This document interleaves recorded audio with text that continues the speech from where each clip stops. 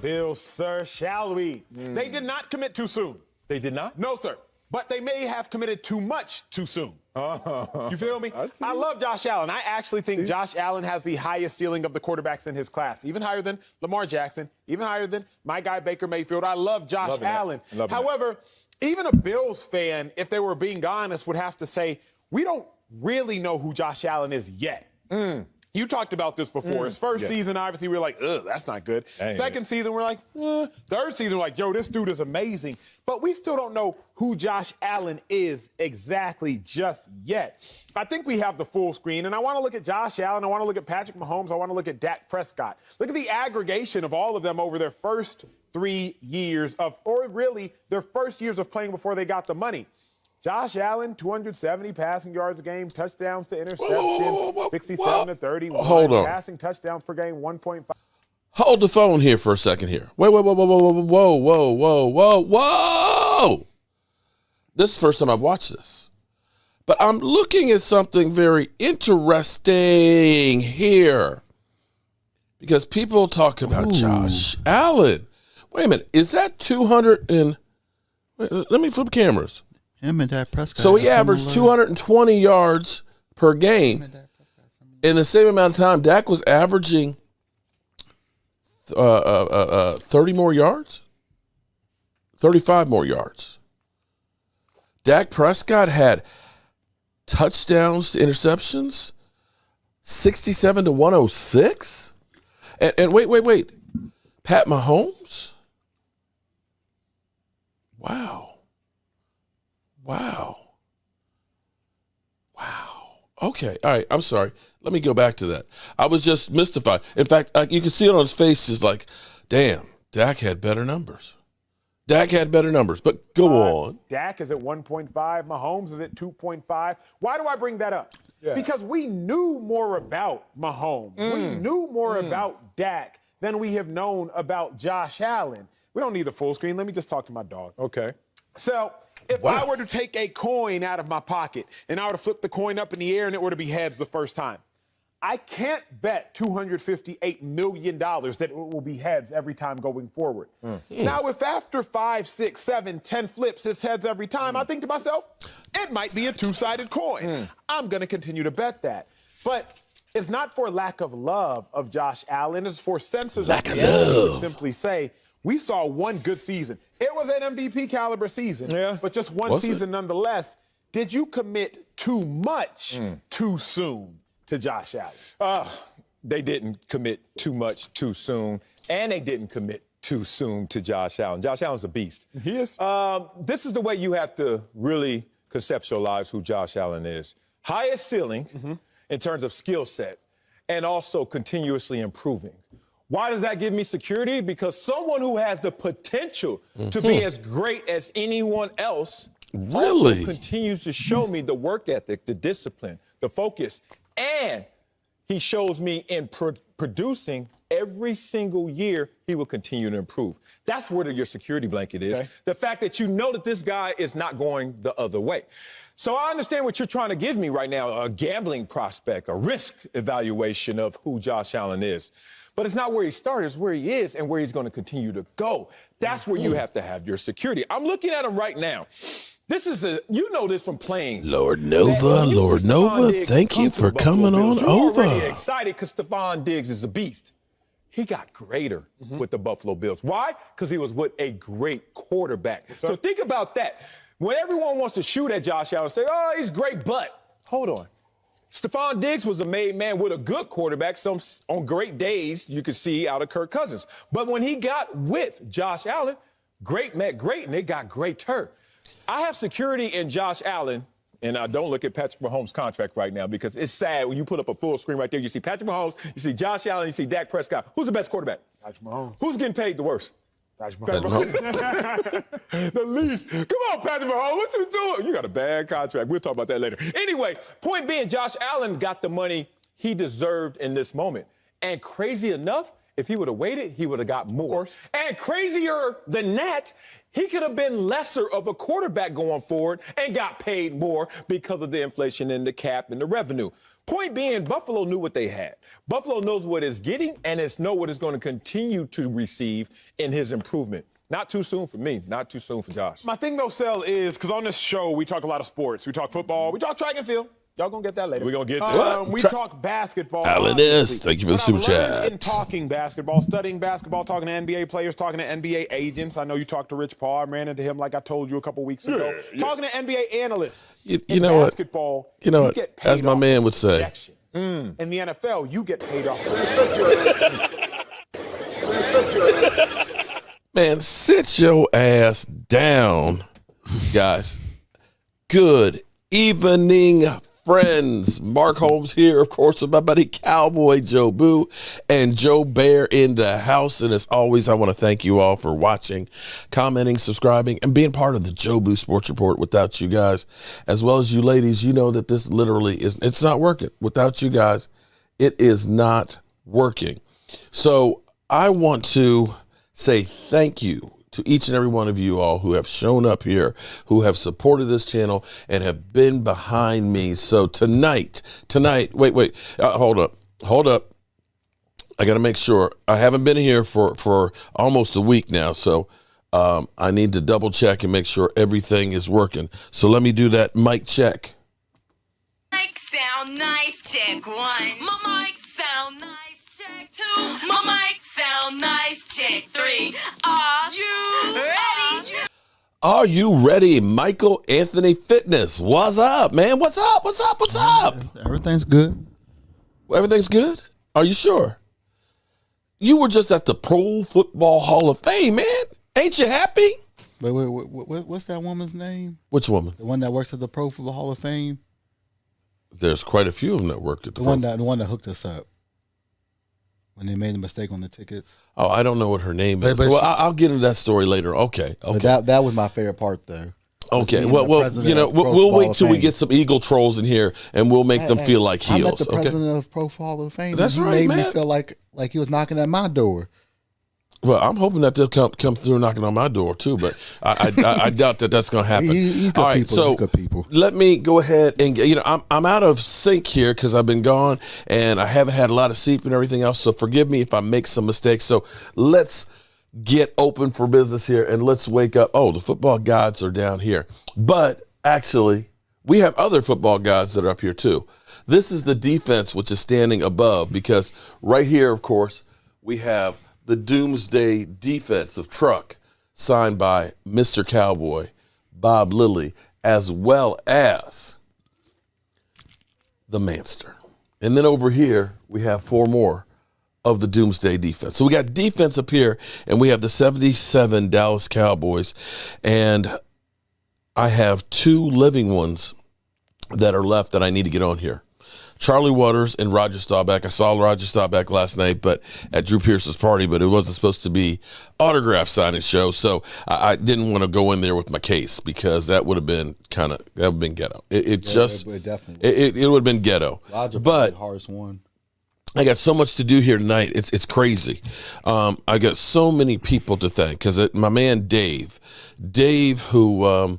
He's working on Dave is working on some stuff. Dave gave me some great pieces. He actually gave me the football that's over here. It's signed by a lot of the different Dallas Cowboys. But the piece that I'm going to treasure the most is the missing piece. You guys know over here, I have Emmitt, bobblehead doll. You know over here, I got Zeke Elliott. And now, I got Tony Dorsett. So we're going to put Tony Dorsett up here. All right, we're going to put him up there, and then we're going to try and get the stuff together. But the biggest problem I have right now, Mike?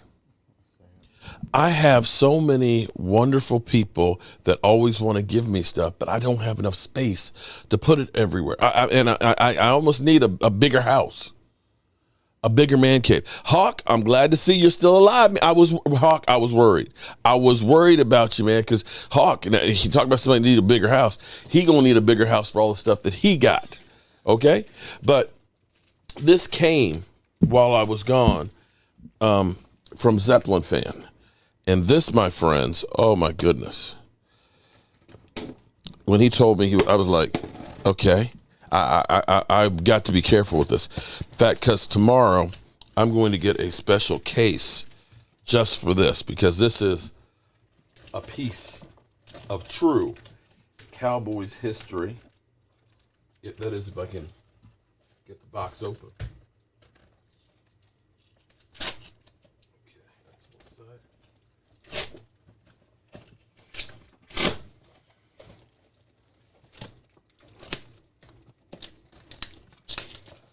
I need to keep a knife on here, but I'd be afraid that I'd damage this.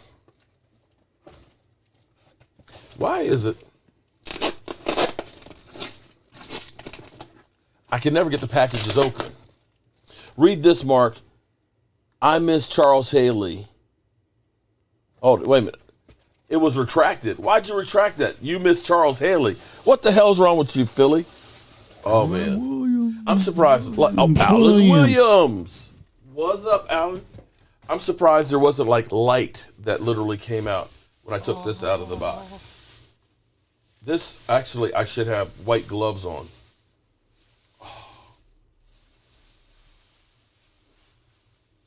It is actually cracked. Oh my God, I just got chills. I literally just got, I'm not going to touch it with my hands here.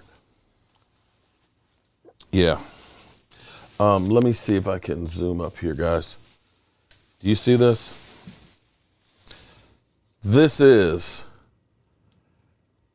a Dallas Cowboys football. Best wishes. Best wishes is how Tom Landry signs footballs. Best wishes, Tom Landry. So you know today, right now, here's what's crazy. Hawk can verify this. If you get Emmitt Smith's autograph like at the Hall of Fame, was it $200 or $250? $250. It's $250 just for Emmitt Smith. But if Philly 500 sighting. Yeah, he said Charles Haley was a beast. Hey, man. Hey, Philly, you know I played football with Charles Haley, right? Charles he was crazy, too. He's mellowed out now, but I'll get into that later. The other thing, too, with that price, though, is you're getting authenticated, too. Okay, but... So, I mean, that's part of the price, too. But here's the thing, though. Here's what's crazy. So, to get Emmitt Smith's autograph on something, it's $250. If you get Hall of Fame put on it, it's what, another $100? No, it's 400 total. Or if you get and inscribed to Mark. Yes. You know, it's like $450. This includes getting it authenticated because it's a Dallas Cowboy piece of memorabilia. You can see that the football here is actually cracked. So this is where we really have to be careful. So I'm going to get a special case. You get like the UV one and you'll be good. Yeah, it is. They have them. Yeah, I saw them at the Hall of Fame. They're only like $40 to get them. 40. Okay. At Michael's, I saw it for 80. But okay. No. But the case that you saw is probably nicer than the one you saw at the Hall of Fame. It's like a really nice. But it has it has the UV protection. Yeah, that's what. Yeah. So it actually, the base looked kind of like this one. Oh, so the one that we saw was just the glass or whatever. No, it had a base and stuff on it. It wasn't fancy like that. Okay, all right. Zeppelin fan, I will take good care of it. When you want it back, you let me know, and we will make sure we take as good a care of it. I almost wish that there was like a football expert that could take care of it. Now, what we're gonna do, we're gonna celebrate tonight getting back. Over here, this is the last, Mike J, I still have your two over there that we got at the autograph sign show, so don't worry, I'm not giving it away. But send it this week. This one is the last one of Drew Pearson's that I have. This one is kind of fitting because when you hear the story from Drew Pearson, shout out to you, Philly 500, for the super chat. Appreciate that, man. You're in the drawing too. But if you win, you're not getting the shirt. You're just not. You already got a trophy signed twice. But this one is the black sheep one, which is fitting because Drew Pearson wasn't drafted when they had 17 rounds. He was drafted like two years later. No, he wasn't drafted. He went undrafted. I'm saying no, it would be like in. Oh, you right. It would be like 2.5 drafts. Yeah, okay, basically. Okay. Literally, I just think about that. There are 19 players that were undrafted that are in Hall of Fame. 19. It's amazing, especially when you see his bird legs. I'm messing up here because I see Jessica. What's up, Jessica? I see Miss Anita Applebaum. I see Tay Cowboys. I see Gina. Don't call her a thorn because she's a rose. I see, damn, Gina.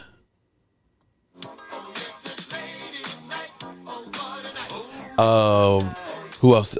I see Stacy Schubert. What's up, Stacy? What's up? Did I get Tay Cowboys? Read this out loud. Mark, Bad Dog is got to eat. Bad Dog is hungry. Feed the boy your meats. Pause. Philly, what is wrong with you? Philly, seriously, what is wrong with you? Mark Holmes, I'm coming for your meat. See, you know what's funny is that's the kind of video you get from Philly 500. You know what kind of videos you get from this channel? I don't get dressed up very often, but when I do, it's to go hang with Drew Pearson. Stay thirsty, my friends.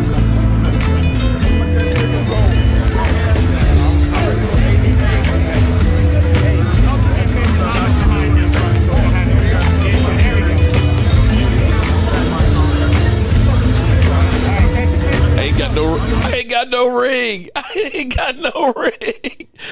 got no ring. He didn't let you borrow his? No, oh hell no, he wasn't gonna let it. But what's funny is, look, got the autograph signing for a select few people. Shout out to my man Dave because he actually took that clip and stuff for me. Here's what's funny. And this would have been the drop the mic moment because I got up there because Drew went off. This was like, if you are a old school Dallas Cowboy fan like I am, you would have died and gone to heaven because we're talking about, we had Doug Crosby there. We had Tom Landry's son who looked, I was like, I had to take a double take because I was like, Tom Landry? It's Tom Landry Jr. I was just like, holy shit. So you got the name right. I mean, but I thought I saw, I'm literally, the same bald spot. You put a fedora on him, and it literally, it scared me.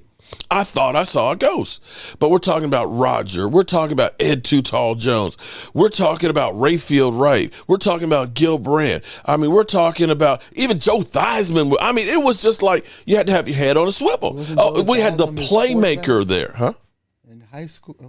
Yeah, it was his high school coach. Quarterback. That's dope. His first touchdown pass that he caught, I think it was 67 yards. 67 yards. He played against him.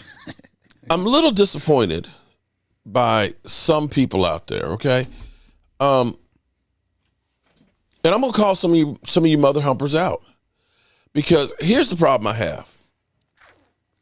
If you claim to be a Dallas Cowboy fan being short for fanatic, that means you're crazy. That means you know your team. You know your people. Don't ever say 5 rings and you don't know anything about these guys. Oh, Toby's back. Oh, by the way, I have some breaking news tonight. Toby just reminded me because last time we saw your mother humping ass, Toby, you said, why do you not talk about the red brick house? You remember that, Toby? You remember that? It's funny how this is where I can relate guys like Drew Pearson because Drew Pearson, you know, he it wasn't an easy path. He wasn't like Ceedee Lamb, that first round draft pick. Sheila, what's up, Sheila? But the last time you were in here, Toby, hating like you usually do, Toby, AKA, we know who you are. We know who you are. Toby, you said, why don't I not talk about the red brick house? Because you know you've been wasting people's time trying to mess me up, Toby. But it's okay. It's cool. It's cool. Because you can't stop it. We got approval tonight for the red brick house to get the change in zoning. So, yeah, Toby, thank you for reminding me to bring that up. But back to some of you other hating ass mother humpers. You guys out there saying that Tony Romo should be in the Hall of Fame because he's eligible next year. See, this is what's crazy. Eli Manning, I would put Eli Manning before him any day. I'm sorry. I don't think Eli Manning deserves to be in there, but he deserves to be in there more than Tony Romo. I'd say Matt Ryan has, really. I would say that Danny White. Danny White's been to 3 NFC Championship games. The highest scoring team that the Dallas Cowboys ever had. Danny White was quarterback of. Who was the quarterback for the Saints?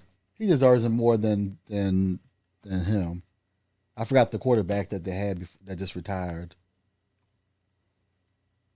For the Saints. You mean Drew Brees? Yeah, Drew Brees has a better chance than him getting. Oh, but he's got a Super Bowl ring. I think Drew Brees will be one.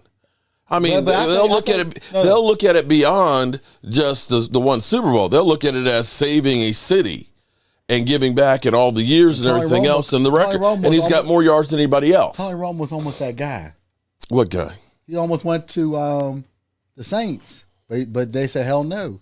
Well, they wanted to trade for him. Okay. Anyway. Oh, Miss Jackie. What's up, Miss Jackie? Okay. All right. That's cool. So, last night was an incredible night. Last night, I was actually at the point of, this is gonna, you're going to say I'm full of shit, which is fine. A lot of people do.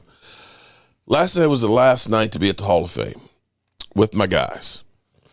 And the most fun I had was actually hanging with Michael, with Hawk and his son, with Daniel Hernandez, a Sergeant Master, retired, hanging with David Wiley and his meats. Oh, in Philly 500, you forget my meats. You need to go get David Wiley's meats because my man, he was just get him. Master of kebabs. Oh, not just the bobs, the burgers were good, the steaks were. I mean, it was like, you know what? I'm just not gonna cook no more. It was crazy. And I was thinking, this is my last night here together with my fellas. I didn't actually, I was torn because it was go to Drew Pearson's party or hang out with those guys. And I was kind of like, I was agitated. I was kind of like, I really don't want to go. I mean, I'm glad I did. But this was important because it made me realize how some Cowboy fans know nothing about the Dallas Cowboys. But they will easily say, we got 5 rings. I got 5. We got 5 rings. But you don't know anything about them. In fact, we had a Cowboy fan that was commenting on my stuff saying that Drew Pearson doesn't deserve to be in the Hall of Fame, that Dez Bryant should be. If Drew Pearson's in, Dez Bryant should be. Dez Bryant got better numbers. Yeah, but 50% of Tony Romo's interceptions were balls thrown to Dez Bryant. 50%. I'm just like, how is that Hall of Famer? The fuck are you talking about? How is that? How do you become a Hall of Famer after that? 50 of Tony Romo's interceptions were balls thrown to Dez Bryant. Okay, 50%. I love Dez.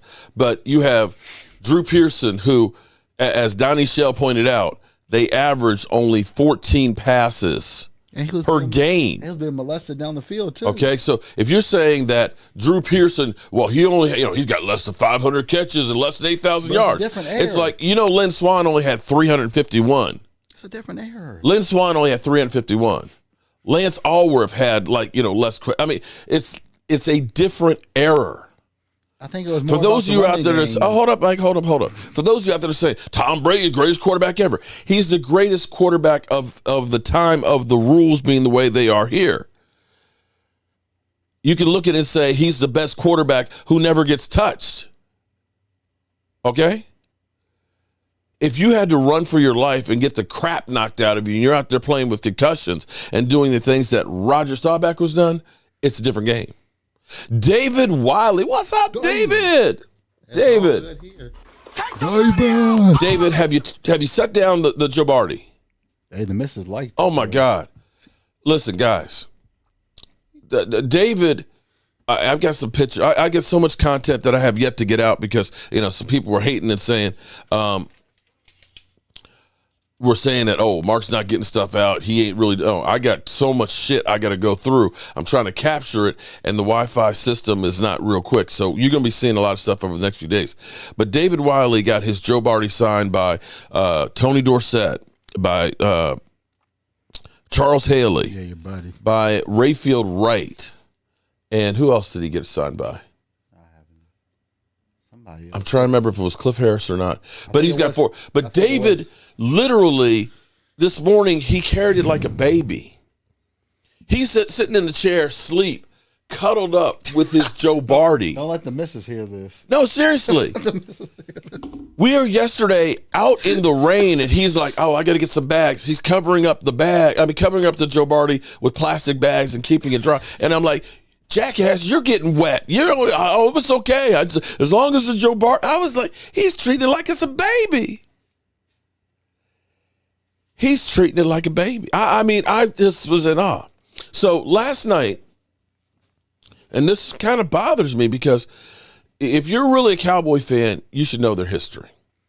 And this is the message that I got last night. I'm going to play a little clip of this where Drew Pearson talks about Michael Irvin and how the number came apart. I'm sorry that it's not real clear because I've got the colored lights and stuff that are in here. So, you can go back and see the video. Because, like I said, if you're a Cowboy fan, you hear Bob Lilly, Roger Staubach, of course, Drew Pearson, Tony Dorsett. You see Tony Dorsett and Drew Pearson dance. In fact, you see Roger Staubach dancing with Drew Pearson. But I want you to listen to the story of the 88 because he admitted he lied. He wasn't the original 88. With it. Hey. You know what I did with number 88? That was Miss Price right there, you heard. With it. When I retired, I called myself the original 88. Amen. Now, nobody said nothing, so I just kept going with it because I'm not the original 88. The reason 88 was available when I got there is because they traded Ron Sellers to Miami Dolphins. So 88 was available. When I made the team as a rookie, I had a choice of numbers to pick. 81 was available. Oh, man, come on. Give me something. Give me something. Golden Richards took 83. He was second round. Billy Joe Dupree took 89. He was first round draft pick. 85. But all of a sudden I saw 88. It had a ring to it. As a matter of fact, the first week in training camp. Hold on for a second, y'all. I got to do something. Hang on.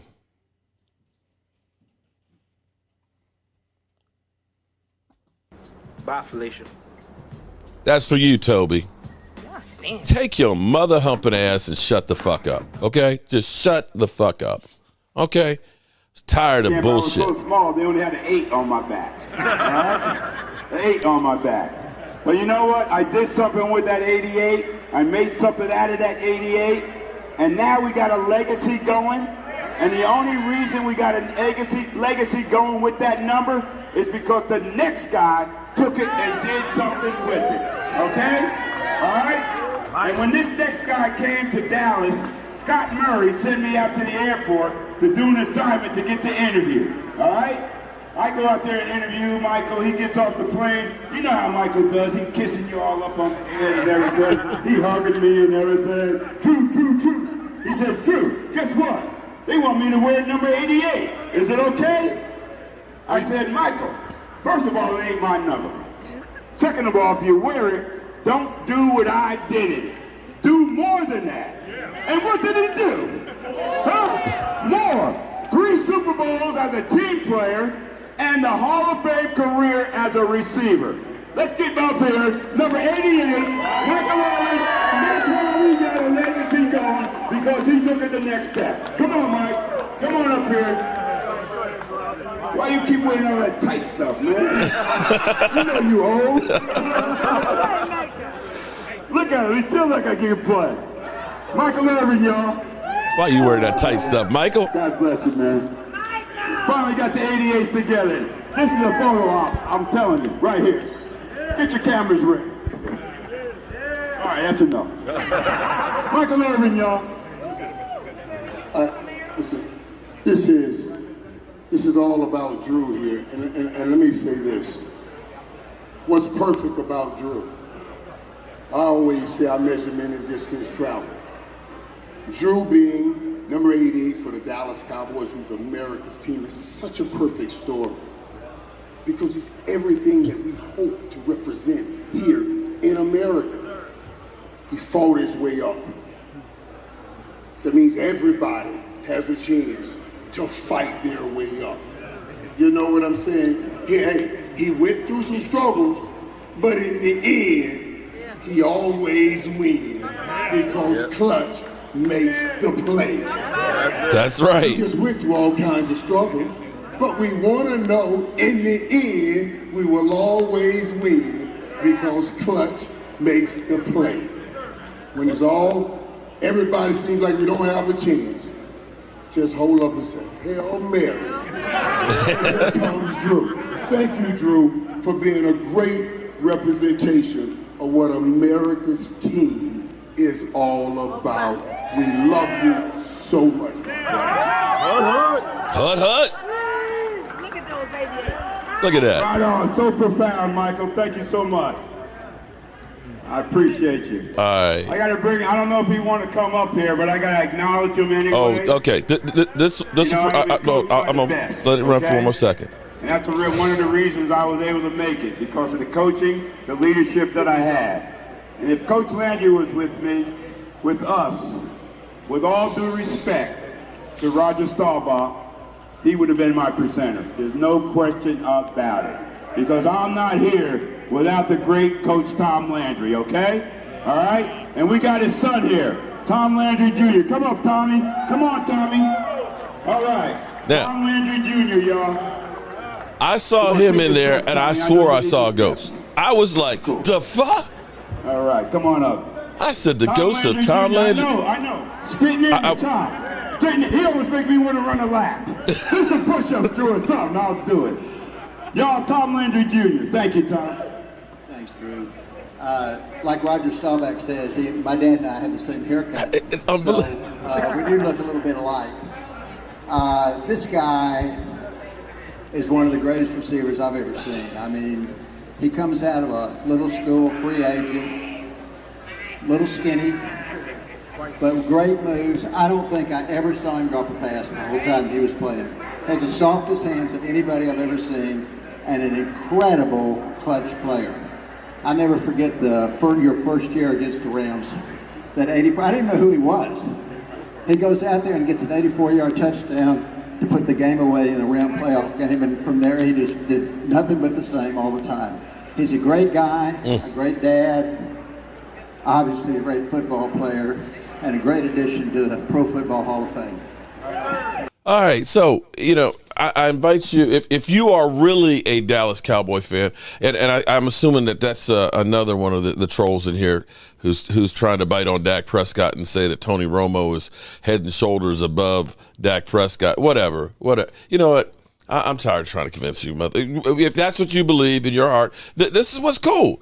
You're free to believe what the hell you want to believe, okay? You're free to believe it. So that's cool.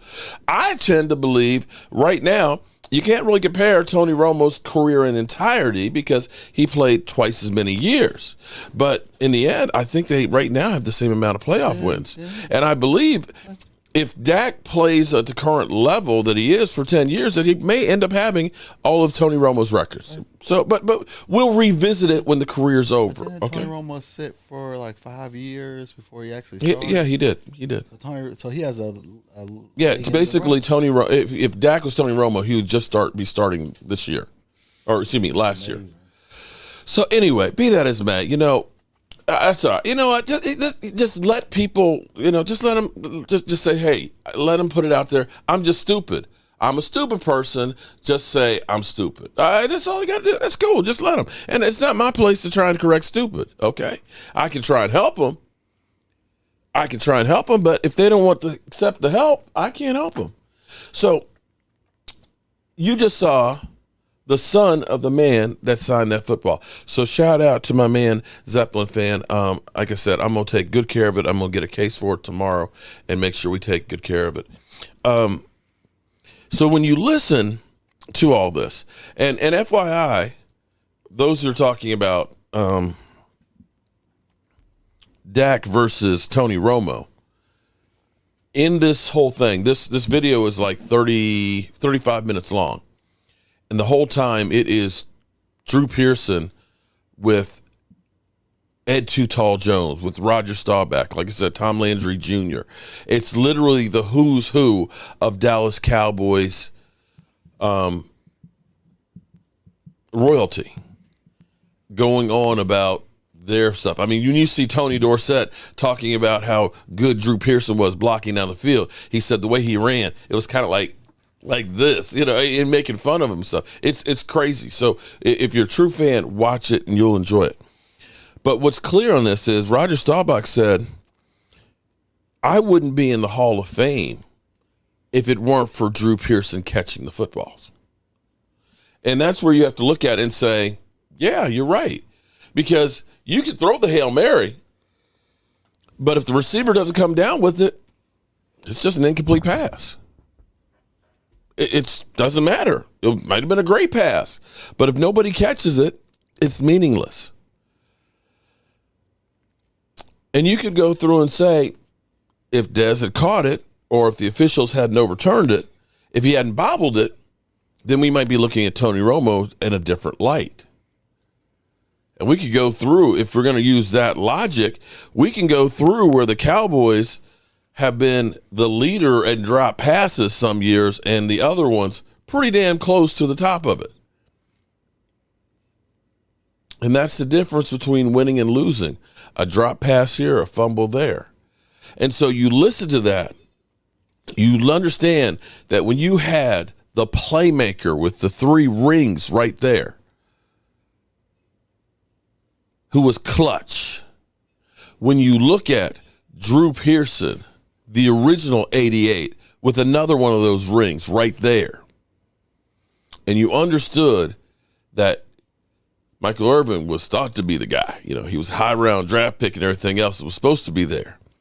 You got Drew Pearson, who was the exact opposite, a skinny kid that was about 170 pounds with skinny legs, and undrafted, who stalked Roger Staubach so he could work out with him. He'd literally wait at the field that Roger would throw out. And when you see Roger get out there, he'd go out there and just, start running routes with him. They did whatever it took to become the best. And as Drew Pearson said, don't do what I did with 88, take it to another level. And this, my friends, for Ceedee Lamb, is the shoes that you have to fill.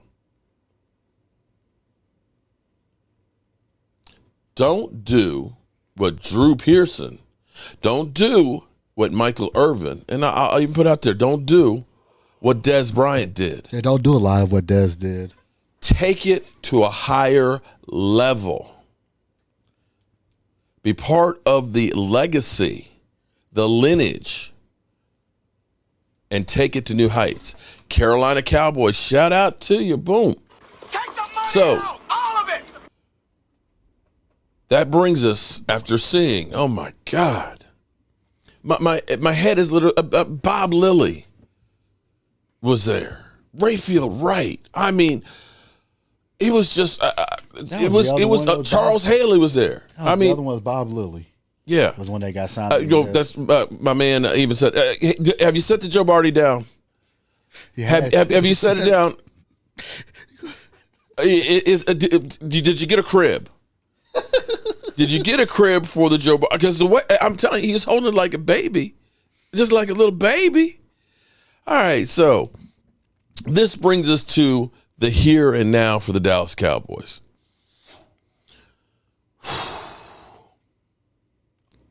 Dak Prescott getting to do a little light throwing. He's getting back in there. I don't think they're going to push him a whole lot between now and the Cardinals game. I think they're going to let him just kind of loosen it up. Just take it easy. If he does play. Yeah, you're not going to play this week, so why push it? Yeah, wait till next week. I'm okay with that. Okay, I know we got people out there speculating that, we should never pay Dak Prescott. But I played the opening clip tonight for a multitude of reasons, because I've said the day I was at the Hall of Fame when Josh Allen got it, I wanted to see how many people would actually say, oh, they paid too much. Oh, he only had really one super season. He has, maybe they should have waited and made him prove it a little more because they need to see more. We didn't get any of that. We didn't get any of that at all. And the funny thing is the price will continue to keep going up. In the same ways, we're now looking at Pat Mahomes and saying, well, Pat Mahomes kind of got a raw deal in comparison to Dak and Josh Allen's. There's a lot of avoidable in a couple, probably in 6 months, we may be saying the same thing about Josh Allen's. Mark, just ignoring our comments, I said it was true that Philadelphia passed away. Say what? I don't think that's true. I don't even know. How do you know, Incris? I wouldn't say you did or didn't. I saw something about a car accident. Okay, are we serious about that? I'm trying, guys. I'm trying to play around with this. I hope that. I got to say this the right way. I wouldn't even say it. I hope you're joking, and I hope that you're joking about that, because that would be a terrible thing if you did. Westrock, you can't guard me. You can't guard me. Romo had DeMarcus Ware, Roy Williams, Sean Lee, Terrence Newman, the glove, of course, Jason Hatcher in their primes. True. Also DeMarco Murray in there. Also Marion the Barbarian. Not to mention Tyron Smith. And Travis Frederick and Zach Martin. But be that as it may, this is not here to trash Tony Romo, okay? But back to the seriously, Philadelphia. I kept seeing something about a car accident, but you got to understand that the stuff is flying by, and you get on a roll. If that's the case,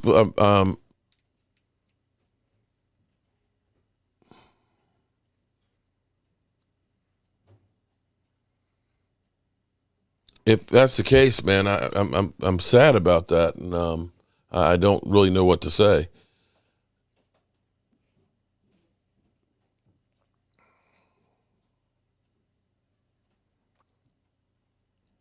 Mark, your fans were laughing at his passing away from the channel.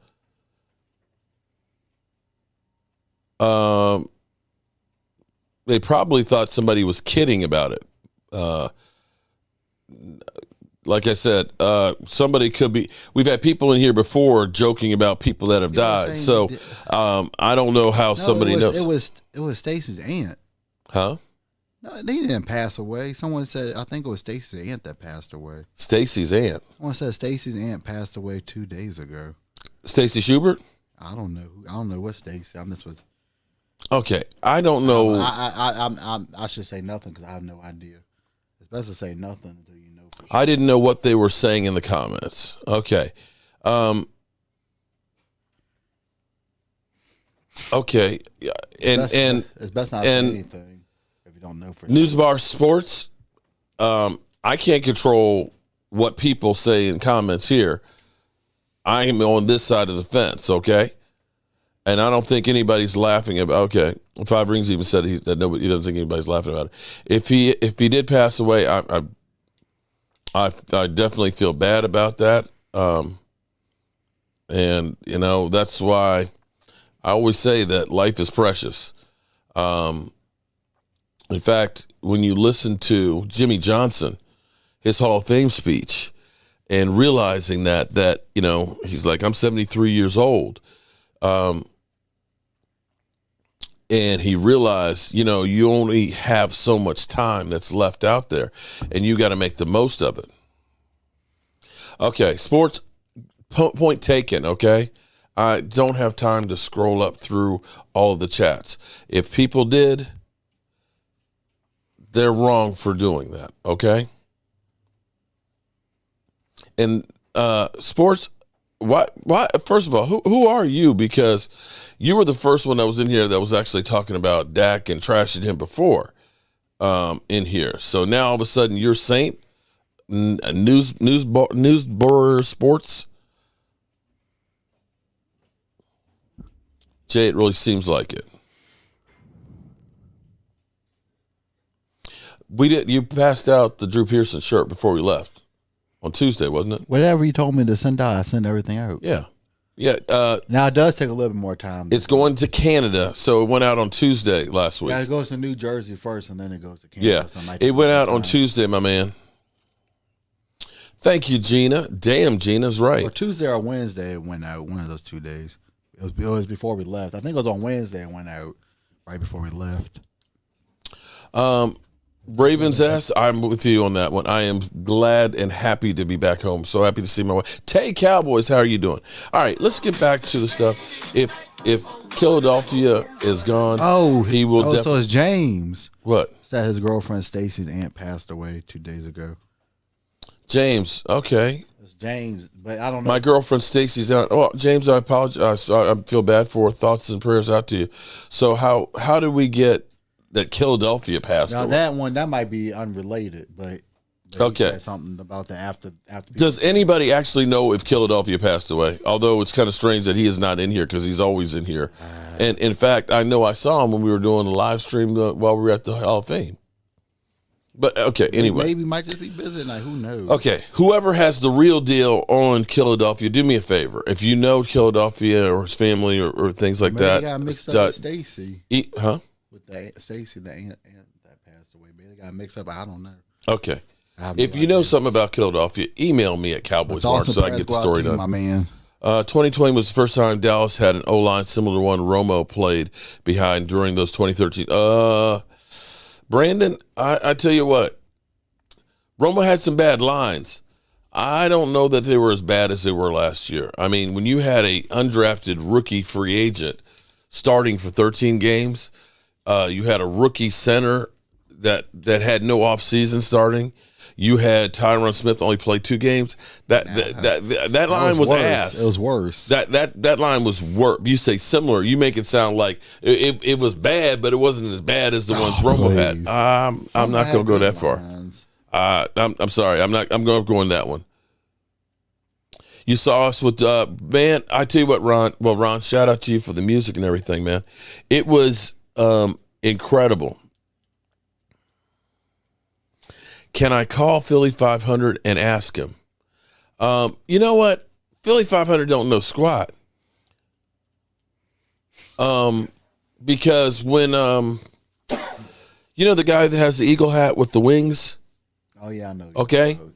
Last year, I had heard that he had COVID, and I saw the article and stuff on it. I called Philly 500. I said, "Man, do you know anything more on it?" He's like, "What are you talking about?" I said, "Your Eagle guy, with the, he's got COVID and all that, and he's in the hospital." He's like, "I didn't know." So to ask him if he knows of Philadelphia, okay, does anybody really know who Philadelphia is? Seriously. That's just a name. I mean, it's not like a person's name. That's all I know is Philadelphia. Philadelphia could be walking in. It could be Michael Anthony Fitness for all I know, and I wouldn't know. So I mean, you don't know. California is better than Ohio. Romo used to run for his life. Amen, Gina Thorne. Romo would run around. Let's clear something up here. Yes, he did run for his life, and yes, Dak has run for his life too a few times. But also, Tony Romo would run around and hold on to the ball for a lot longer because he was looking to make plays down the field. And he was trying to buy more time. So there's a difference there that he could have thrown away the football, but he was trying to make plays. And that's where Romo was great because between him and Dez Bryant, and this is where Dez Bryant actually excelled, Dez Bryant was not a disciplined wide receiver where you can do the timing routes. Dez Bryant was a guy who could end up making plays physically in space. Romo would scramble. The play broke down. I could come back. I'd be able to move. I'd out-muscle people. And that was what worked really, really well between those two. And the thing that's interesting is just because a guy works well with one guy doesn't always mean they're going to work well with another. Eric Freeman, thank you for the super chat. Brandon Vegas, thank you. Okay. And in a few minutes, we're going to do the drawing for the last original 88 autograph shirt that I have. Got to make some new music for the new season.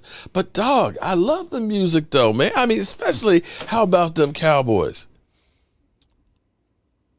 Romo was a baby Fran Tarkenton. That's actually a good analogy because Fran Tarkenton was another one of those guys that ran around a lot and ended up making plays up on the scramble.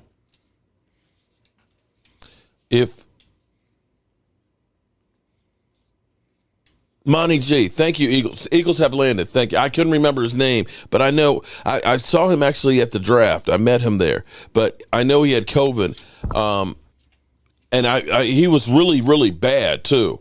To the point where you were wondering, is he going to make it? And I don't know how is he actually? But I remember I called Philly 500 to say, yo, man, one of your brethren out there is really sick. Jerome, what we've done is, since we did the autograph signing, anybody who's become a channel member or done a super chat, we've ended up putting into the hopper and we give them away. I actually got Tony Dorsett. No, I didn't get Tony. No, I still have Tony. I got Tony. I got Randy White. I've got Rayfield Wright. I got Charles Haley. And I have Cliff Harris and Mel Renfro. So we're going to be giving those away along with Joe Barty's during each of the shows. Vado, how you doing, man? Thomas Garrett, what's up? Roger was the best scrambler. Roger the Dodger. Roger was another one of those ones that could make it up on the way. Definitely unconventional and drove originally. He's alive and kicking. Monty is doing well. Well, thank you for that. I appreciate that. Romo, 2014 Romo, elite, top of the league, best, Legion of Boom would have played them. See, here's what's kind of interesting. Okay, let's talk about Toby. I'm gonna humor you for a second. 2014 was Romo's best year, mainly because everything kind of started coming together. Okay, people will go through and say, "Oh, Dak is trash," and he had the offensive line that he had last year. He had Zeke Elliott not running well. He had a defense that was worse than the NFL. Understand in 2014 a couple of things. You had DeMarco Murray run for more yards than Zeke Elliott ever has. In fact, he ran for more yards than any Dallas Cowboys running back ever in the history of the team. And we're talking about a guy, Tony Dorsett, who once ran 99 yards and will never be beaten because you can't run more than 99 yards. He ran for over 1,800 yards. He had the offensive line that was, you got to look at it and say, that was the peak with Zach Martin, with Tyron Smith, and Travis Frederick. You can't compare that with the line that we had the last couple of years where Tyron Smith misses 3 games plus every year. You had a defense that was second in the NFL at taking the football away. You had Jason Witten, a Hall of Famer, future Hall of Famer, who was still in his prime. You had Dez Bryant, who was a beast. So when you looked at it, you didn't necessarily have to be the guy carrying everything on there. And I'm not saying that Tony Romo was terrible the other years. Tony Romo was pretty much consistent throughout, but it was the other players that were elevating around him as well. You cannot, as a quarterback, be successful without people around there. Roger Staubach can throw the Hail Mary, but if Drew Pearson doesn't catch it, they don't win the game. Roger Staubach can be great, but it sure helps to have a running back who goes 99 yards for a score. Roger Staubach can be great, and it's helpful when you have a defense that's like the doomsday defense that shuts people down. And that's the thing that's crazy that people just don't seem to understand. I don't understand how you believe that a quarterback does all this on his own. He can't. And none of them do. If you watch the original clip in there, if you look at the difference of Josh Allen before he got Diggs there, his numbers got to be pretty good. And also New England wasn't as good too. That's 2 more games that were a little bit easier. It's all relative. You have to have a guy who can pull the trigger, but you also have to have guys that can catch that trigger. And I wish that people would understand more of real football. You understand what I'm saying? But it's cool. It's cool. I understand that most of you guys just live in the here and now. That if it's not a guy who's currently playing, screw that guy. But if you are one of those guys, do not go around saying we got 5 rings because you're a jackass. I'm just saying. Don't use words. Y'all lying about Philadelphia just joined. Okay. Oh, okay. Well, I don't know what's going on. I haven't seen him tonight. It's best to not even. I don't know. No, Robert's a regular. Robert, I don't know. They're saying that Philadelphia died. I don't know. I don't know if he did or didn't. If he did, I feel bad about it. He will definitely be missed. If he didn't, whoever is making it up, sorry, you're just a sick individual. Anyone want Brown off the team and start Katie, Joseph Diggs, but not in that order. There's a lot of people that are looking at Anthony Brown who people thought was going to be a starter that think that he might not make the team. The Wingman, shout out to you. Appreciate the super chat. Adam Hunter, I wanted Brown off this team 2 seasons now. Jay, well, you might get your wish on that one. I'm interested in how both. Young Wilson. Wilson! Football is one of the few games that require all 11 players to win the game. You're right. But people don't seem to see that. DT, glad y'all made it back safely. What do I think who do you think the cameras will mainly follow on Hard Knocks this year? Well, you know they're going to follow Zeke. We already know because the intro way for that one. Well, that starts tomorrow night, doesn't it? Well, I think it starts on the 10th. 10th, yeah, that's tomorrow. You know they're going to follow Dak. And almost, Dak Prescott coming off the edge. Possibly Ceedee Lamb. Forgive me. I'm sorry. It should be possibly Amari Cooper. Maybe some of our rookies. They're going to follow Jalen Smith. Of course. Jalen Smith they may not be on his team after this year. They're going to Micah Parsons. Well, you know what they're going to do? They're going to take Micah Parsons, the young stud, who's here with the veteran. It's going to be they're going to be pitting those two against each other. You're going to have Dak Prescott, of course, with the shoulder injury and the foot and all that, trying to make the comeback. Mel X Jr., what's up? How's the little one? You're going to have Tyron Smith, the aging veteran. Can he get back to where he was? You're going to have so many storylines. Ceedee Lamb, is he going to be, the next great player in the NFL? Amari Cooper, how's that foot? Oh, and hold on. Actually, you know what? Forget all that. You know what you're going to have? You're going to have Jerry Jones. Oh, of course you got Jerry Jones. Jerry Jones, of course, trying to get back to winning the big one. Making amends with Jimmy Johnson. So let me ask you this. Is he doing this for Hard Knocks, or is he doing it because he genuinely wants to make amends with Jimmy Johnson, or a little bit of both? Because I don't think what it was that he would actually do it though, because made for TV. Because they're gonna be showing that clip all. You over know Hard what Knocks. It was? Okay. Or was it because he's overdoing Jerry? Okay. Just hear me out for a second. Being in the Ring of Honor for the Dallas Cowboys is big. Oh, it is. Okay? It's big. I think being there. But if you take being in the Ring of Honor or the Hall of Fame. I said the Ring of Honor is here. The Hall of Fame is the pinnacle. Jerry Jones being there at the Pro Football Hall of Fame was trying to get some of the highlight and take some of the shine for himself. Oh, I know he was because it was low key. And Jerry, if you're listening, I finally saw the clip today. He was a little low key, but he was trying to get some shine. But that's hey, I'm gonna bury the hatchet today, because you're here to get your big award, and we're gonna put you. That's what it was. I think that will be. I guarantee in Hard Knocks. TV. They'll show the clip on Hard Knocks. Sean, what's up? Thank you for the super chat. Was Jerry at Jimmy's? Yes, he was on stage there. Dante. Yeah, they were on the Hall of Fame game. Yeah, they were. They were there at the Hall of Fame game. That's where he announced that he was going into it on the pregame for the Cowboys. I asked him the question if he was going to do it. Mark Stanton, thank you. I appreciate that, man.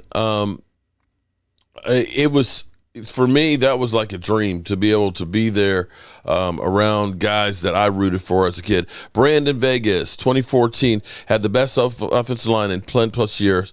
Brandon, I know people don't take that into consideration. That it was a great offensive line, a great running back. The defense, although it was only ranked 19th in total defense, they took the ball away like 34 times. 34 opportunities more for the offense. It made a difference. Parsons, oh man, I tell you what, we were actually, let me go into a couple of things. Tonight, we're not going to, I've got to get myself back together and get back in the swing of everything that is the Dallas Cowboys current team. I've been dealing with the other stuff. But, we had a couple of, hiccups that ended up actually being really, really cool things. I had to, some of you may have seen, I don't know, maybe you can't see it. I kind of hit it in the back. I got this signed yesterday by Harold Carmichael. It's not for me. Angela sent me an email said, I can't stand the Cowboys, but I'm a fan of yours, and that her husband, who is a 3-tour Vietnam soldier, having some health issues, is a huge Harold Carmichael fan, and she said that, it would be what she wants to do for his birthday is to get something autographed. So I got that autograph from him. In fact, I got Harold Carmichael to do Jobu Sports Report fan. Oh my God. What's up? How are you doing? We've missed you. Welcome back. Welcome back. We even got him to do a shout out for him. So I'm very proud about getting that done. The funny thing is this, and this is where I think karma comes in. I've been running around the Hall of Fame trying to get all my stuff together and didn't get much sleep, and I forget stuff. I forget stuff all the time. And I get over there because the day before was where all the Cowboys were in there. So I got my Charles, I got my Mel Renfro and Cliff Harris. I got all those signatures out of the way. I only had one to do yesterday, and that was Harold Carmichael. And we get over there to go ahead and do it. I got the helmet to get signed. And I realized I left the autograph ticket back at the camp and don't have enough time to go back. So I'm like, damn, I got to go buy another ticket for this. I can't believe this. So I go up there and I was like, I can't believe this. And she's like, what?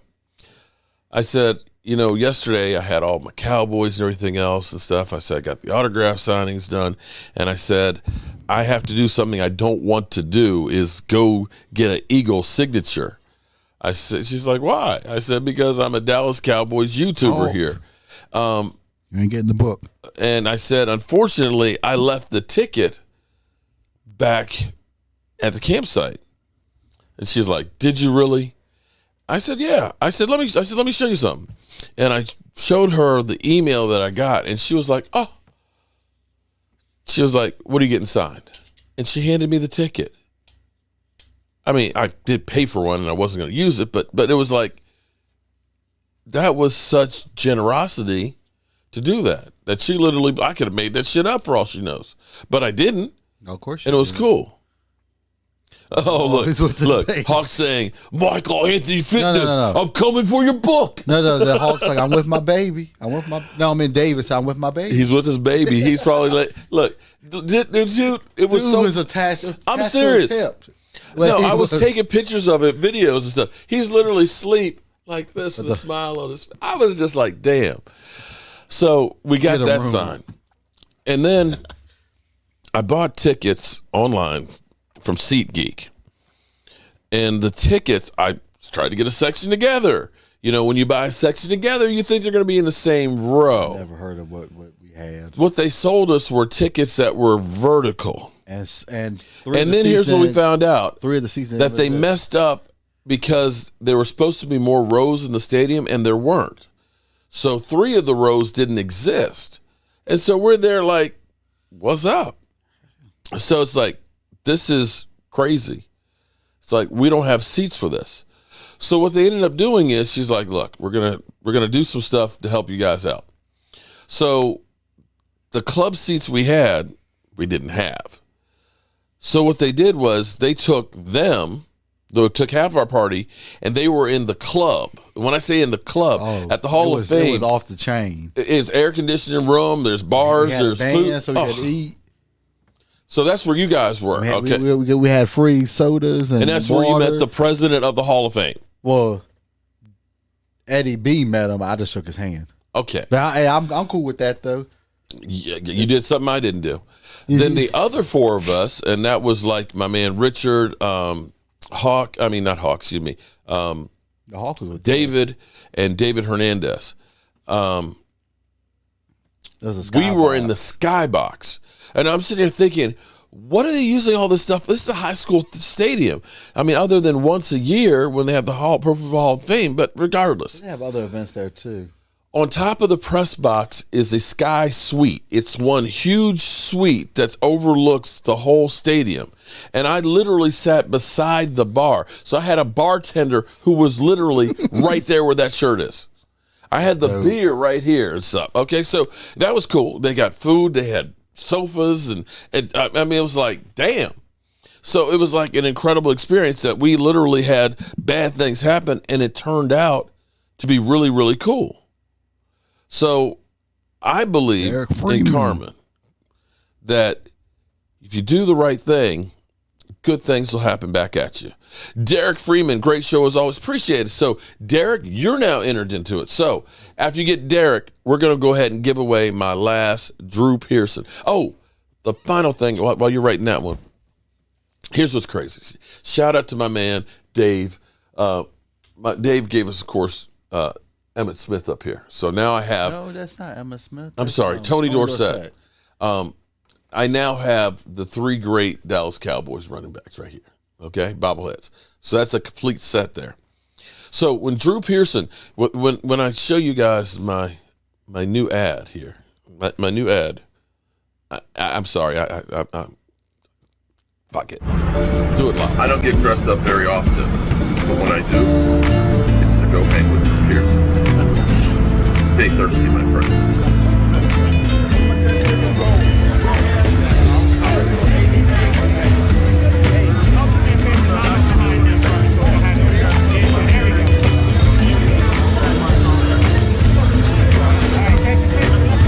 Okay, so what happened is, and my man took a lot of pictures. So Dave's in the crowd there. He's like, snap, snap, snap, snap, snap, because I had the video on for it, so that way I didn't miss any of it, right? And he thought we were done. He steps away. When I got up there, you see I'm talking to Drew, because Drew has been going like crazy. You'll watch him going through on this thing, and he's like so high energy. I said, Drew, I don't know how you're doing it, man. I said, I'm about to fall out. He's like, man, he's like, I don't know how I'm doing it either, but he said, I'm going to keep on doing it, right?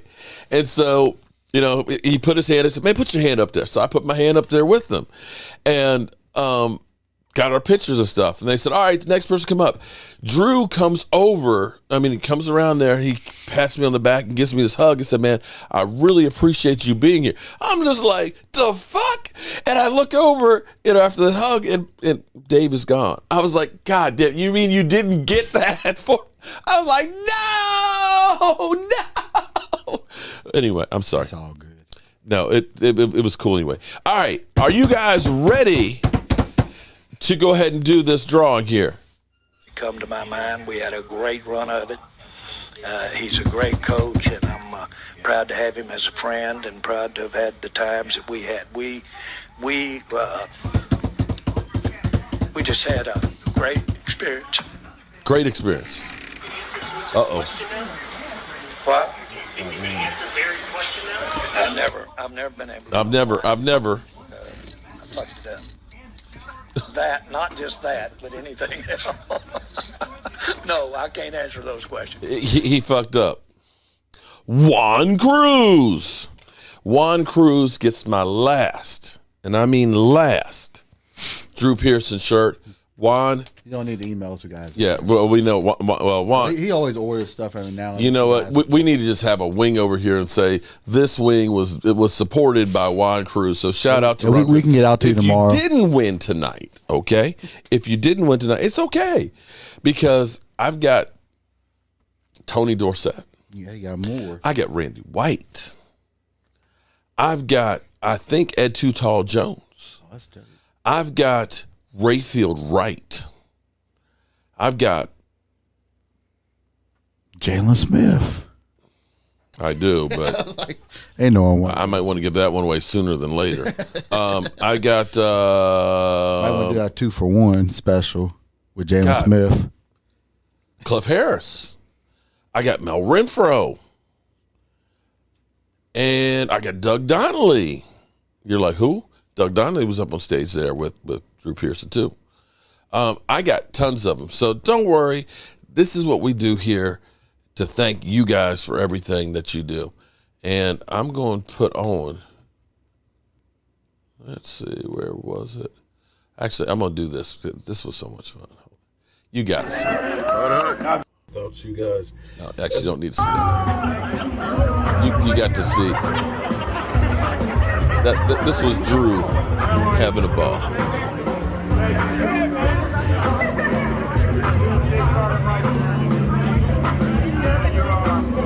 can't believe it wasn't copyrighted with music playing in the background. That's, you see, Tony Dorsett.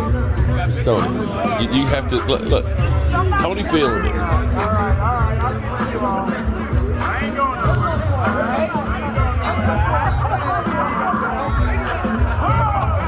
What a night.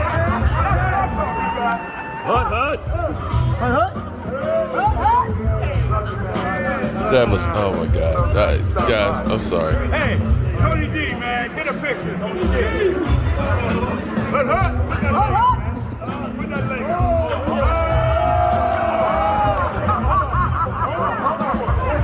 One more time. Hurry up, God, that was, all this just seems like a blur. Look at that Cliff Harris. I mean, guys, it don't get no better than this, man. Bob Lilly. Look at this. If you're a real Cowboy fan, I was literally with chills out here.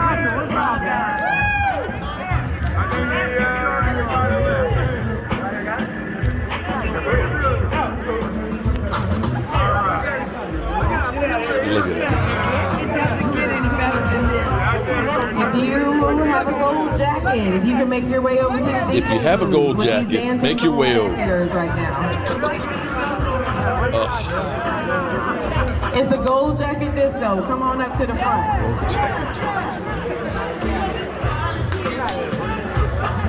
Oh man, if you, I appreciate everybody watching the show and stuff. I'm telling you, this was one incredible night, and something I will treasure for the rest of my life. And I hope you guys will actually enjoy when you hear him talk about all of the stuff that it took to get there and to become, the Dallas Cowboys. When you think about where the Dallas Cowboys were, they were known as that great regular season team that couldn't win the big one. They lost to the Green Bay Packers twice in the NFC Championship game. They lost to the Colts in the Super Bowl. They were like, yeah, they're just a bunch of losers. But they went from that to becoming America's team. And it was not by luck. It was by hard work. And to see those guys there, to hear their stories, to see the friendship that they all had, that they were brothers in arms fighting for each other. That's what it takes to be a champion. And they showed you exactly what real champions are. And it's still almost unbelievable to me that I was there. So I truly feel blessed more than anybody else out there. And this whole event, I'm tired, exhausted, but I feel full. Makes me want to work that much harder to try and bring great stuff to you guys. Please, if you are a proclaimed Dallas Cowboy fan, it doesn't have to be my content.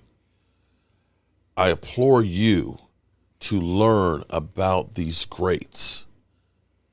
about the Dallas Cowboys when they were the best Dallas Cowboys, you have not seen anything until you've seen the Dallas Cowboys win a Super Bowl. And if that's too far back, at least go through to the 90s. You listen to me, those guys are my age. So, do we have anything else to add for tonight, Mike? All right. Then I guess we're gonna go ahead and turn out the lights here in a minute.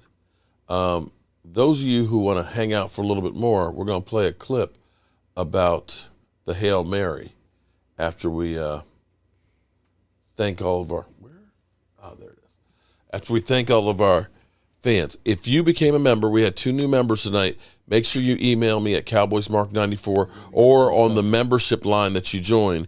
There's an email to actually get the We'll be going to the post office tomorrow for Juan Cruz tomorrow. Juan Cruz and Mike J. I'll be going tomorrow after I work in the morning. What? Wrong button. I'm out of practice.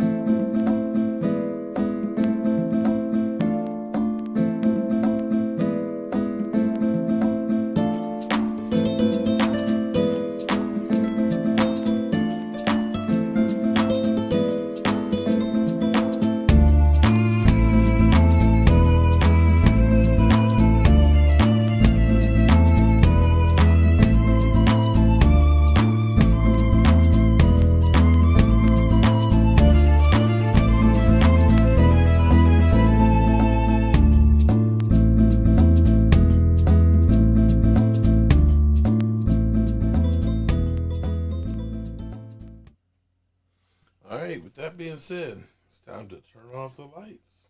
Turn off the lights. The party's over.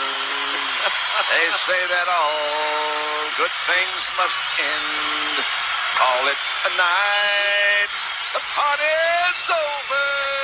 And tomorrow and next year starts the same old thing again.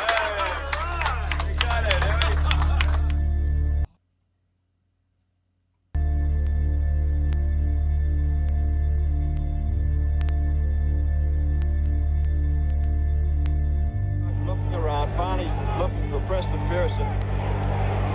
Yep, we can't tell whether he slipped or not. It's a little bit late. There's another shot of it right here. Let's see what happens. Pearson inside. There's the delivery. Oh, it's just a little bit too far in front of him.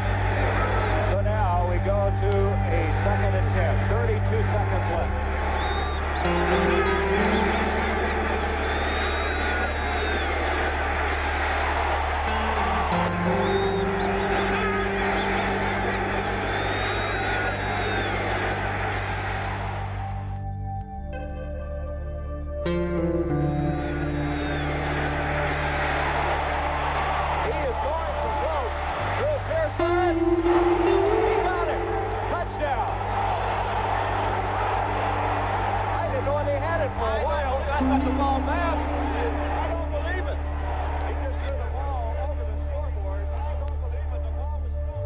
Drew is what you call the ideal teammate. For a wide receiver, being a young guy, he was kind of like my big brother on the team and a guy that I looked up to, and his work ethics were outstanding. He always wanted to be the best, and I wanted to be the best. And trying to compete with Drew or working with Drew made me a better player, most certainly coming from him being one of the top players in the league was just an outstanding opportunity to be with him. Somebody you could always count on. And from a defensive point of view, we loved having Drew on the field. He would always somehow he'd figure out a way to convert on third down. I think Drew was the ultimate teammate. He was always bubbly and alive, working hard, team player, very vocal on the sideline, very vocal at practice, and he was always in your corner, encouraging you, and just a great guy to be around. Drew was when he came in as a young guy, was a brash, confident young guy. I never forget the first day I saw him in the training facility off Forest Lane. Drew was one of the best teammates anyone could have. Drew was the pro's pro. When I was a young pup coming up with the Dallas Cowboys, Drew didn't know this. I'm telling you now, big boy. I watched him. I watched him a lot. I watched him how he carried himself on the field, how he practiced, his practice habits. I watched him off the field, how he carried himself as a gentleman. Drew was a very good teammate. He had leadership abilities.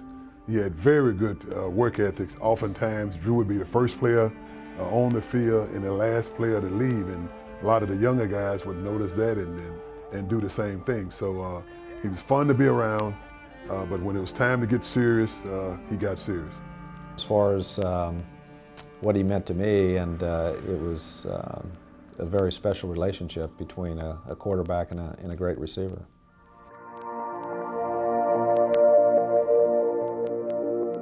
There's always this saying that comes along that you get out of it what you put into it. And for Drew Pearson to come to the Dallas Cowboys undrafted, become an all-pro, be inducted into the Cowboys Ring of Honor, tells you what hard work is all about. What Drew has accomplished is tremendous. Number one, being an undrafted a wide receiver, coming into the league, having to prove himself, and having to prove himself on a continuous basis, and doing it at such a level that he did is just remarkable. Drew's accomplishments speak for themselves. Being a wide receiver, undrafted, he's definitely the real deal. He and I were free agents, and the only free agents, I think, that are in the Cowboys Ring of Honor. Drew was second to none when it came to preparation in a ball game. Drew would study film. He would know the tendencies of defensive backs. He'd know how to make his move, when to make his move, what kind of move he could put on them that they may bite on, a double move or whatever. And he worked extremely hard at that. You know, because Drew, let's be honest, Drew wasn't one of the fastest receivers in the league, but he was one of the best route runners ever to play in the league. Well, I guess you have to give Coach Tom Landry, who was the head coach when Drew was drafted, a lot of credit. He saw something special in Drew. And a lot of times it's politics involved in making that roster. You know, if a guy's drafted early, he's pretty much a shoo-in. But for a guy to come out of Tulsa and undrafted, his size, Drew's very small for a wide receiver and wasn't the fastest guy at that position. But what a heart, a lot of heart, and I'm sure that his receivers coaches and Tom Landry recognized that and felt that Drew could contribute, and boy, did he ever, in a big way.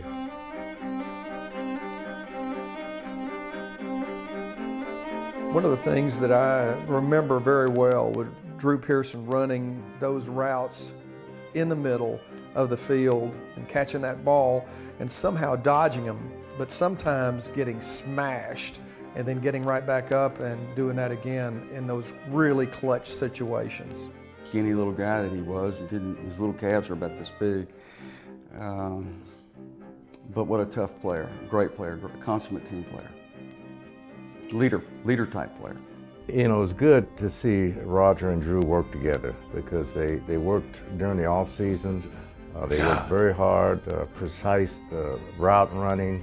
Drew's work ethic was phenomenal, and I said it because, you know, even Drew was 1 year ahead of me, and when he was starting with the Dallas Cowboys, it was very hot out there in Thousand Oaks in training camp, but Drew was always the first player out there and one of the last to leave, and he was kind of like a backup quarterback's nightmare. His work ethic was exemplary. Everybody looked up to Drew. He was a great player. You know, when you're working out in the off season, you really don't know till you get to training camp, but there's still that feeling, that instinct, and there was something about Drew Pearson. And so Gil, I think, probably invested another $100 or whatever it was. I mean, Drew had what you call wide receiver mentality. He always wanted the ball. He always wanted to be the best. He believed in himself, you know, and he was a mentor to a lot because of his work habits. I mean, he worked hard all the time. He wanted, again, as I said, without being redundant, he wanted to be the best, and because of that, he excelled at such a high level. It made everybody around him better. Of course, December 28th, 1975, and we were big underdogs against the Vikings. We were a wild card team, and it was 14-10. At the end of the Minnesota game, our defense had just stopped Tarkenton. I'm not sure why we were on the lower end of the stick there near the end of the game, but we deserved to win that game. But we thought we had lost it. I don't think that anybody thought that we had a prayer. Then Roger and those guys took it over around, I guess it was around the 12, I was a little on the other side of midfield. And Dave Edwards and I were on the sidelines and basically either meditating or praying. I remember standing on the sidelines after kind of a miscue on an early punt that I was trying to return, and saw that pass come out of the air into Drew Pearson's, close to Drew Pearson. And after the game, they asked me what I was thinking. I said I closed my eyes and said a Hail Mary. See the orange. So that is the official term. You hear it all over now. It's I guess you're not allowed to patent it, but I know that thanks to Drew, the Hail Mary pass was born, and Drew made the play. If you look at my career here with the Cowboys and a lot of the long runs that I was blessed to make, Drew Pearson was somewhere in the picture on most of those runs. And I used to always tell our receivers, I said, man, you don't have to knock them down. Just get in the way, make them do something. And Drew was very good at that. And, you know, especially on that 99-yard run touchdown. The ball just over the goal line of the Cowboys. Dorsett, single setback. You know, we had a little trap play coming up the middle, and I made a couple cuts, make some guys miss, and I'm going down the sideline. And who do I see? I see my man, number 88, leading the way down there, and there's two defenders. Now, to know Drew, you got to know Drew's a little bit knock-kneed and a little bit pigeon-toed. So I'm watching him run it, and I'm watching Drew, and I'm watching these defenders, and as we're going, the further we're going down, it looked like Drew's legs started going inside out, inside. And it looked like he was starting to tire. So I said, okay, it's time for me to make a move. And as I'm making my move, Drew threw at the last guy, and he actually pushed him back upfield a little bit more. And I ended up going into the end zone for a 99-yard touchdown, which obviously is an NFL record, one that can't be broken. And I always tell them, if somebody ties it, we still may have one up on them. We only had 10 men on the field. But thanks, Drew. Short because they're only 9 yards. Short yardage defense, all bunched up. Well, being inducted into the Cowboy Ring of Honor, I think, is probably one of the highest honors you can get. Tex Schramm was very concerned about not just letting anyone get in there. Well, let me say, being in the Cowboys Ring of Honor obviously is a special award, special recognition. When you put that star on your head, there's a lot of pride that comes with wearing that helmet. And to go out there on the field and play against the opposition, quote unquote, being labeled America's team was not something that we really liked at that time, but it was, but when you would see us travel, that's what it was all about. Being in the Cowboy Ring of Honor, I think it's really special. I think there should, I was hoping with our history there should be more players in it, but if there's anyone more deserving of Drew, I don't know who it is. Well, I think it's a huge honor, and I think it's something that's long overdue. Drew is, again, he represents the Cowboys in a very positive manner, and to have a guy like that in a Hall of Famer or a Ring of Honor, so to speak, is a tribute not only to the Cowboys but to the guys that played with them, because just knowing that we had a guy that has succeeded, has had an opportunity to make it at this level, and is going to be representing the class of our 70s class or our Super Bowl championship Dallas Cowboy team. And all you got to do is look up there and notice there's very few players in that Ring of Honor. So it's very special. And it's something that I'm sure is in the back of every player of mine who have a long career with the Dallas Cowboys. I'm sure they'd all love to be there, and they work very hard to be there. So, I congratulate those who are blessed enough to be in that Ring of Honor. They certainly deserve it. It exemplifies greatness, good work ethics, and winners. Being an inductee into the Cowboys Ring of Honor is, in my opinion, I mean, I know other people have it and other teams have it, but for us here, man, it's sacred. It's sacred to our fans, and we have very few people over the years that have gotten their names put up there. And for Drew Pearson to now be joining the family, and I'm speaking from a personal point, I feel much better about my induction into the Ring of Honor now that Mr. Clutch is there. Hi, this is Rayfield Wright, and I wanted to take a moment to congratulate one of my teammates, Drew Pearson, for the induction into the Ring of Honor of the Dallas Cowboys. I am so overwhelmed for you to get the opportunity and the respect to be in the Ring of Honor. Drew, in my heart, man, you were always in the Ring of Honor. You belong in the Ring of Honor. You belong in the Hall of Fame. That 88 that I wore on the field each week thinking about you, man. I was so happy to wear that number because I know you had already laid the tracks on what was expected of anybody that donned the 88. You are the original, Drew. You're the original playmaker. You're the original 88. You're the original game breaker. Man, I remember as a kid watching with my father and you're catching touchdowns against me. I mean, I appreciate it, man. I appreciate it when I sat with you the first time I stepped off an airplane and you laid down what was expected in the Dallas area of a wide receiver. What's expected of anybody that wears that 88. You told me to take it, man, and go and use your ceiling as my floor. I appreciate the motivation and inspiration. I appreciate your hard work, man. Congratulations. This is just the first of many honors that still do you. On behalf of the entire Cadillac team, we'd like to congratulate Drew Pearson on his induction into the Dallas Cowboys Ring of Honor. As being the other half of that dynamic duo. It's long overdue, Drew. Congratulations. Yeah, Drew, all of us on defense, we're so thankful we had you on our team. Thank you so much, and congratulations for getting in the Ring of Honor. It's a great honor, and it's been a long time coming, but it's certainly well-deserved. Congratulations. You're a good friend. Congratulations. I look forward to seeing your name up in the Ring of Honor along with all the other great players that are out there. Congratulations for a well-deserved honor to be in the Cowboys Ring of Honor. Drew, I tell you, I love you, and I want to congratulate you. It's been a long time coming, and welcome to the Ring of Honor family. Drew, I was a big Cowboy fan growing up, and you were the first player that I met when I first flew into Dallas.